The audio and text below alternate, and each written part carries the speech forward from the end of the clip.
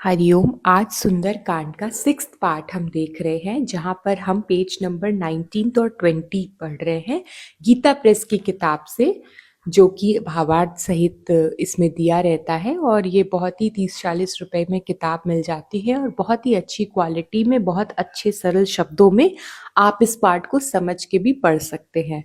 तो हम दोहा नंबर 3 पर आज पढ़ेंगे। इससे पहले हमने देखा था कि कैसे हनुमान जी बहुत ही सावधानी बरत रहे हैं लंका के अंदर प्रवेश करने के लिए, क्योंकि वो नहीं चाहते कि उनकी एक कोई भी छोटी सी गलती, कोई सी भी चूक ऐसी हो और राम जी का काम वो बिगड़ जाए। वो ऐसा बिल्कुल भी नहीं चाहते।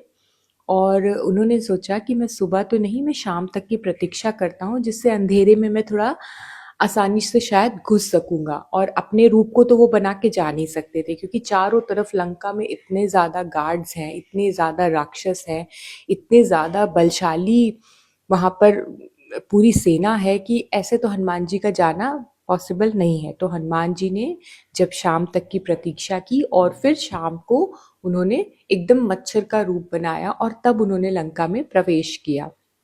तो पहले पाठ की लाइनिंग पढ़ लेते हैं, फिर उसका एक्सप्लेनेशन समझेंगे। पुर रखवारे देखी बहु कपि मन कीन विचार, अति लघु रूप धर्यो निसी, नगर करो पैसार। मसक समान रूप कपि धरी, लंके चले नुमरी नरहरि। नाम लंकनी एक निसीचरी, सो कह चले सी मोहिनिंदरी। जान्यू नहीं मर मुसट मोरा, मोर आहार जहा लगी चोरा। मुटिका एक महाकपि हनि, रुधिर बमट धरनी धनमनि। पुनि समारी उठी सोलंका, जोरी पानी कर विनय सशंका। जब रावना ही ब्रह्मा वर दिन्हा, चलत बिरंची कहा मोहि चिन्हा। विकल हो सीते कपि के मारे, तब जाने सुनिसिचर संघारे। तात मोर अति पुण्य बहुता, देख्यो नयन राम कर दूता। तो अब हमने देखा कि हनुमान जी ने मच्छर के समान एकदम अपना रूप बना लिया और वो लंका में प्रवेश करना उन्होंने शुरू किया। तो उसी समय लंकनी नामक राक्षसी ने तुरंत ही हनुमान जी को देख लिया। इतनी ज्यादा वहां पे टाइट सिक्योरिटी थी लंका में कि हनुमान जी तुरंत ही पकड़े गए।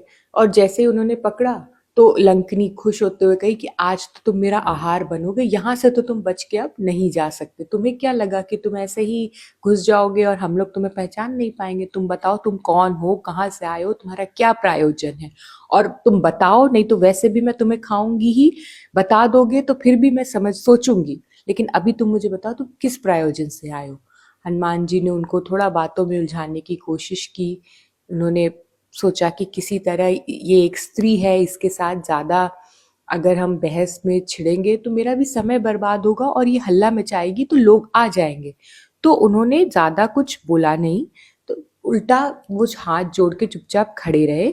लेकिन जब लंकनी आउट ऑफ हैंड होने लगी और उन्होंने हनुमान जी को जाके एक कस के एक घूसा कह सकते हैं मार दिया, और हनुमान जी ने पहले तो सोच विचार करके उससे उचित दूरी बनाए रखी, लेकिन जब देखा कि अब ये नहीं समझ रही है, तब हनुमान जी को भी अपनी एक मुट्ठी फिस्ट उन्होंने बांधा और उसको एक हल्का ही मुक्का मारा, जिसमें वो पूरी तरह से चकरा के गिर गई।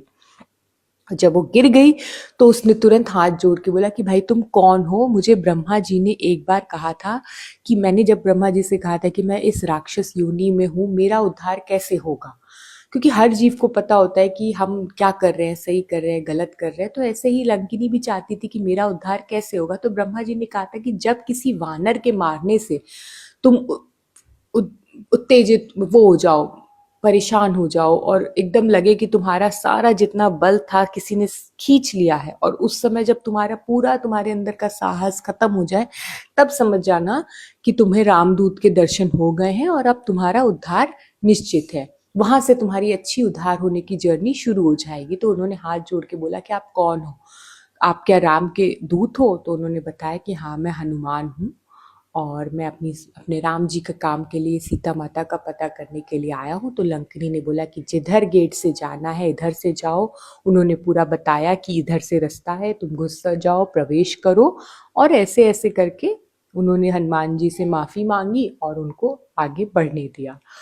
तो अभी हम पार्ट्स में कर रहे हैं तो पूरी डिटेल डिस्कशन तो नहीं कर सकते, बट मैं एक चीज़ कहूँगी कि जब हमारी भी लाइफ में प्रॉब्लम्स आती है जिनको हम खुद नहीं सॉल्व कर सकते तो हनुमान जी के हाथों में दे देना चाहिए।